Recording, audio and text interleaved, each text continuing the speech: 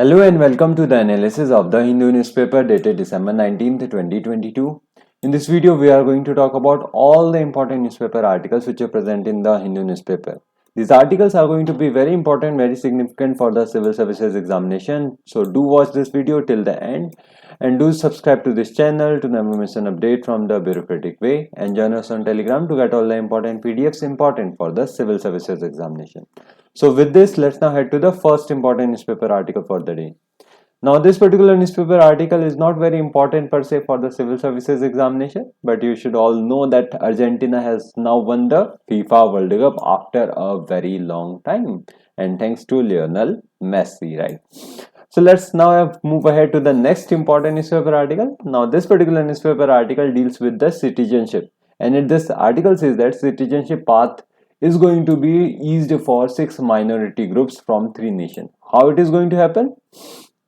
It is going to happen via the changes in the citizenship portal, right? And this article becomes very important, very significant for the GS paper 2, that is government policies and interventions for development in various sectors and issues arising out of their design and implementation, right? So this article says that the union government is all set to ease grant of citizenship to members of 6 minority communities from Pakistan, Afghanistan and Bangladesh whose passports and visas have been ceased to be valid during their stay in India. And in this particular case, it deals about the citizenship portal.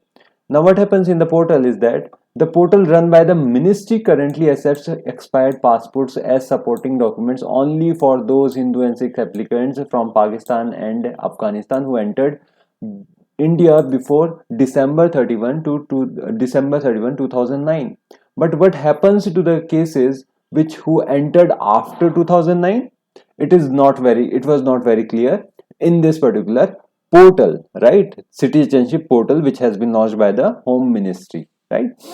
So this problem arose in this case because for a Pakistani Hindu who has entered India in 2010, the online system does not accept the expired passport, leading to applicant not being accepted. All those who have migrated from all the other countries due to the religious persecution or any of the cases, now if they have an expired passport and they have entered India after 2010, there is a problem for them because the lot of paperwork goes through it. Citizenship portal is no doubt making it very simple, but for those who have entered India after in 2010 or after 2010, this portal does not accept them.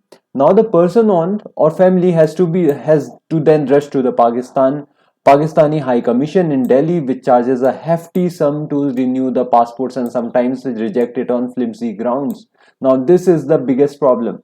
Though the person is eligible to Indian citizenship under 1995 Citizenship Act, as he or she has spent around 12 years in India, they face hurdles because now if you have entered in 2010, now you have completed the 12 years in India, you are eligible for the citizenship under the 1955 Citizenship Act.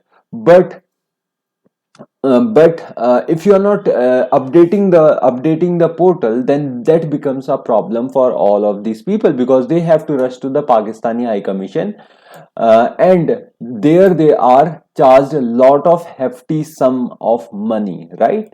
And in 2015, the ministry amended the citizenship rules and legalized the stay of migrants belonging to these six communities who entered India on or before December 31, 2014, due to religious persecution by exempting them from provisions of Passport Act and Foreigners Act even as their passports expired. Even if your passports had expired, you are now eligible to stay. That is what the 2014 citizenship rules did. Now they are exempt from facing any criminal action for illegally staying in India, and the portal still does not accept the expired documents to process their application. This is the main hurdle, right?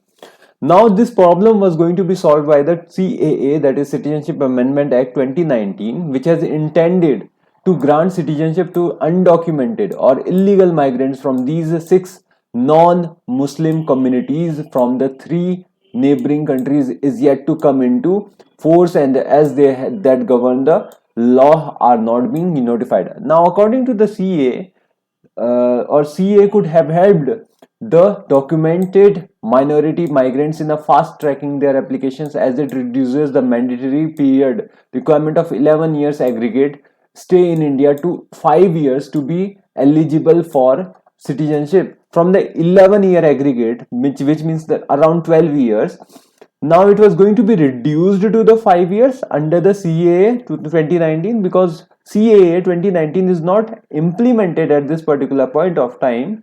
Now they have to wait for the 12 years, which is the requirement, and those who have entered India in 2010 are somehow were not eligible according to this portal. Now the necessary changes are going to be made in this particular portal, and the foreign passports and visas that have passed their validity can be accepted as supporting documents to apply for the citizenship. So this is the basic essence of this particular newspaper article.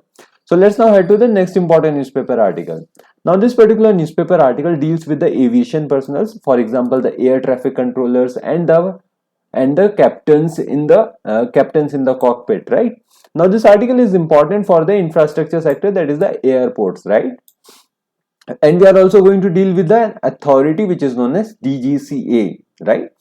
So if this is very clear to you, let's now move ahead or deep dive to this particular newspaper article. So this article says that Delhi High Court has cleared random drug testing of aviation personnel, including pilot, crews and air traffic controllers, right? Now this particular drug testing is regarding what? This is regarding this has been put forward. This particular drug testing has been put forward in the civil aviation regulations, which came about on January 31st. Now they prescribed random testing of aviation personnel to detect any behavioral, cognitive and physiological changes due to use of psychoactive substances. What are psychoactive substances? Or the cannabis and all of the other drugs.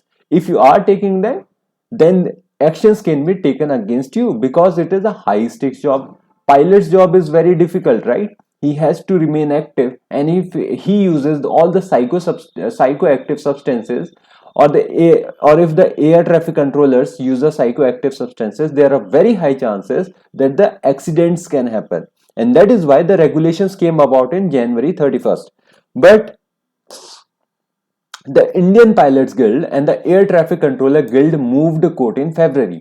Now, they challenged Section 5 of the CAR, which deals with air safety, issued by the center in 2021, right? Sorry. Now, the pilots and the ATCs raised various apprehensions before the court. Now, they argued that there is no provision to consider the consumption of lifestyle medications such as medicines for hypertension or diabetes. Now, they were confused regarding the rules, because hypertension and diabetes drug, there is no provision regarding it. There is no clarification regarding this particular case. This is the first case. Now the second one is that working of the rules is itself ambiguous due to lack of sufficient number of qualified medical review officers. Now the pilots and all the air traffic controllers have to go through the medical procedure every single year, and apart from it, if you have to go through all the regular doping test, then you do not have that kind of medical facilities available. That is the second case they raised. And the third one is that there are no guidelines for appellate remedies or other remedies if action is taken against the CAR aviation personnel, right? So these are the three cases which have been put forward by the pilot guilds and the ATC controllers, right? ATC controllers guild, right? They are saying these things. Now let's talk about the psychoactive substances.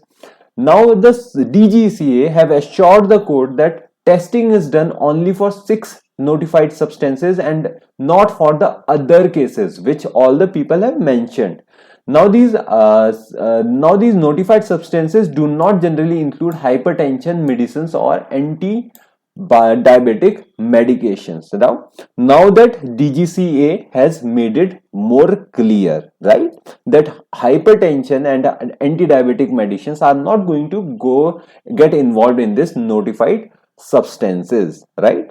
So now that we have understood this particular essence of this particular newspaper article, let's now talk about an authority which has been mentioned here, which is known as DGCA.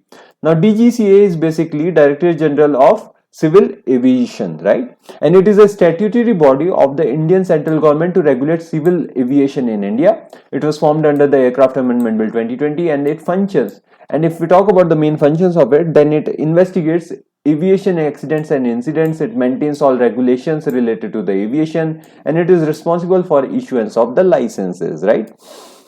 So this is it regarding this particular newspaper article. This is the information which is important for you. Now DGCA, this particular thing is important, or this particular authority may be important for the prelims examination, or you can use in some of the mains answers as well. So this is it regarding this particular newspaper article. Let's now head to the next important newspaper article. Now this particular newspaper article talks about some of the decriminalizations of offenses which have been made under the GST, right? So this article is important for the government policies and for GS paper 2, GS paper 2, government policies and interventions for development in various sectors and issues arising out of their design and implementation. It is also important for the appointment to various constitutional post powers, functions and responsibilities of various constitutional bodies. So with this, let's now deep dive to what is written in this particular newspaper article. Now this article says that the 48th GST Council meeting was held on December 17.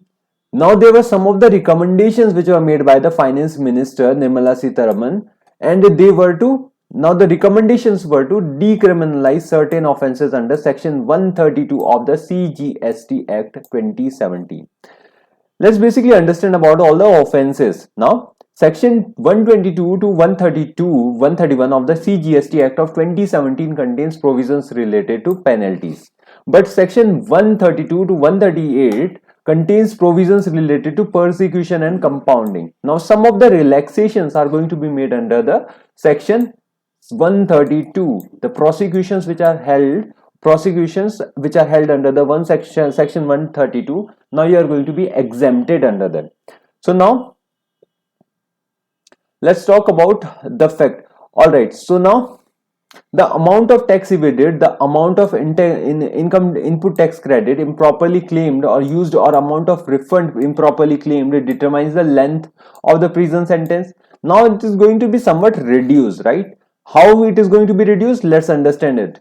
So what has been recommended to decriminalize the GST offenses? So basically it has raised the minimum, or the recommendations are to raise the minimum threshold of tax amount for launching prosecution under GST from 1 crore to 2 crore except for offence of issuance of invoices without supply of goods and services, or both. So now this particular threshold has been increased from 1 crore, a minimum threshold of tax amounting to launching prosecution. You can be prosecuted now not for 1 crore, but if your GST exceeds 2 crores, then there is going to be prosecution. Now the prosecution is going to be held anyways if you in the offense of the issuance of the invoices without supply of the goods and services. If you are supplying the goods and services without any invoices, then you are going to be prosecuted, right? Now reducing there are also recommendations regarding reducing the compounding amount from present range of 50% to 150% of the tax amount to the range of 25 to 100%. Now there are also recommendations regarding decriminalizing certain offences specified under Section 132 of the CGST Act 2017. This is the basic essence of our article, right? Now it has obstructed or prevented. If you are obstructing or preventing any officer from doing his duties, now you will not be prosecuted under that. Deliberate tampering of the material evidence and a failure to supply information. Now your prosecution will be somewhat loosely held, right?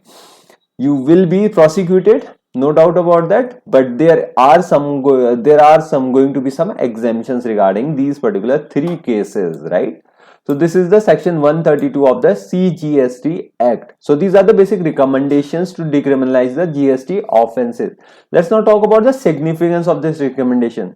Now imposing penal provisions is in an ambiguous ecosystem significantly alters how businesses perceive risk and uncertainty, directly impacting their ability to conduct businesses. Now if the business people are not very clear about the rules, procedures, or what are the penalties. If there are going to be high penalties, then the business owners are not going to do the business in that sector because they face the risk of it, and sometimes they do not even know about some of the rules, or the clarification is not regarding the rules. Now this leads to businesses getting affected.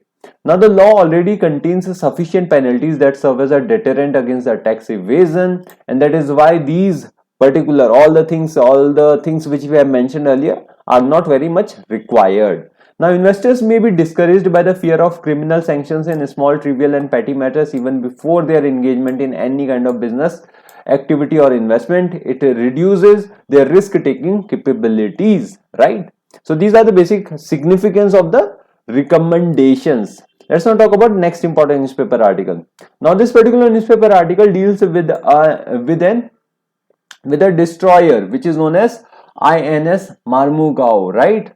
And it has been commissioned into the Navy. This article is important for the prelims section, right? Let's now deep dive in this particular newspaper article. Now this article talks about INS Marmugao. Now INS Marmugao is basically the second of the fourth stealth guided missile destroyers built under the Project 15B. We'll talk about the Project 15B earlier, but let's now talk about the capabilities of this particular destroyer, right? Now this particular destroyer has been named after a west coast city which is known as Marmugao, and that is why it has been named Marmugao, right? Now this particular ship was commissioned on the eve of the 60th anniversary of the liberation of Goa from the Portuguese rule. If you do not know about the liberation of Goa, do search on internet, do search all the books, because liberation of Goa from the Portuguese rule is important for the Indian history, right? Modern Indian history particularly. Now this particular INS Marmugao has 75% indigenous content, and the 163 meter long warship has a full load displacement of 7,400 tons. Now INS Marmugao is propelled by 4 powerful gas turbines capable of achieving speeds in excess of 13 knots. Now it has also stealth features resulting in reduced radar cross section, and these ships are equipped with BrahMos supersonic cruise missiles, long range surface to air missiles. Apart from it, it has basically many capabilities. For example, the torpedo tubes and launchers. It also has anti-submarine rocket launchers, and all of these blow mounted sonar, close-in weapon system, halo transversing system, foldable hangars. It makes it very unique destroyer, right? Now let's talk about Project 15B. Project 15B is basically the contract for construction of 4 ships under project, and it was signed on January 2011, and it has a projected cost of around 29,643.74 crore. Now the 4 destroyers in it are INS Visakhapatnam, INS Imphal and INS Surat, and we have the recently commissioned INS Marmugao. Now INS Visakhapatnam has already been commissioned in 2021, and INS Imphal and INS Surat are at various stages of outfitting and trials, right? So this is it regarding this particular newspaper article. Let's now head to the next important newspaper article. Now these kinds of newspaper articles which talk about the specific data, these kinds of important newspaper articles may seem important, but you can always find these kind of data. You need not to remember this particular data, you need to just go through all of the trends regarding it. Now the trends can be easily understood in the economic survey, so you do not have to go through all of these newspaper articles, but you need to know what is the state of the economy right now. So this article basically says that India's net direct tax collections in the 2022 to 2023 surpassed the 11 lakh crore mark by December 17, and the revenue reflected a 19.81% uptick over last year's, and it is being said by the Central Board of Direct Taxes, right? So this is it regarding this particular newspaper article. You can always go through the economic survey which comes in the end of the January. It gives you specific data. Remember all that data, and then you can use it anywhere possible, right? So let's now head to the next important newspaper article. Now this particular newspaper article talks about the negotiations which are going on in the COP15, right? So COP15 is basically Conference of Parties 15th, right? So now India has pushed for new biodiversity fund, and this article is important for the prelim section, that is general issues on environmental ecology, biodiversity and climate change, and it is also important for the GS paper 3, that is conservation, environmental pollution and degradation, environmental impact assessment. So this particular article talks about the fact that there is an urgent need to create a new and dedicated fund to help developing countries successfully implement a post-2020 global framework to halt or reverse biodiversity loss. And this particular statement has been made by India at the UN Biodiversity Conference in the Canada's Montreal. Alright. So this biodiversity fund is going to basically fund the biodiversity. But India says that this particular biodiversity fund all the conservation of the biodiversity should happen on the basis of common but differentiated responsibilities and respective capabilities, that is CBDR. Now the developing countries have been pushing for this particular thing, because earlier what happened is that developed countries have become developed because they exploited the natural resources, they burnt the carbon. Now they are responsible more for the climate change, and that is why they need to be more they need to provide more funds in order to save the biodiversity, right? This is the basic essence of CBDR. Now, as the 196 parties to the Convention on Biodiversity finalized negotiations for a post-2020 global biodiversity framework, a new set of goals and targets to halt and reverse biodiversity loss, there has been a repeated calls for inclusion of CBDR principle in the finance-related targets. This is being pushed by the developing countries, right?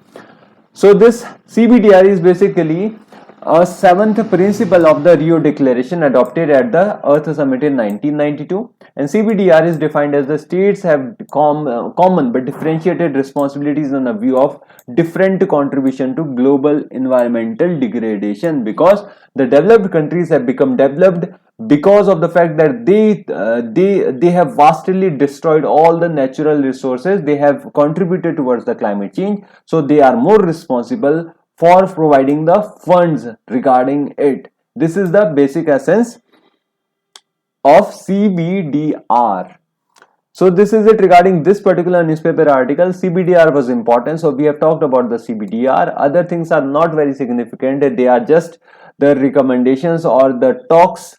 Now the talks are not important, concrete schemes, concrete acts are important for us, right? So this is it regarding this particular newspaper article, and this is it for the day. Thank you from my side. Do like and share the video and subscribe to this channel. Have a good day. Bye.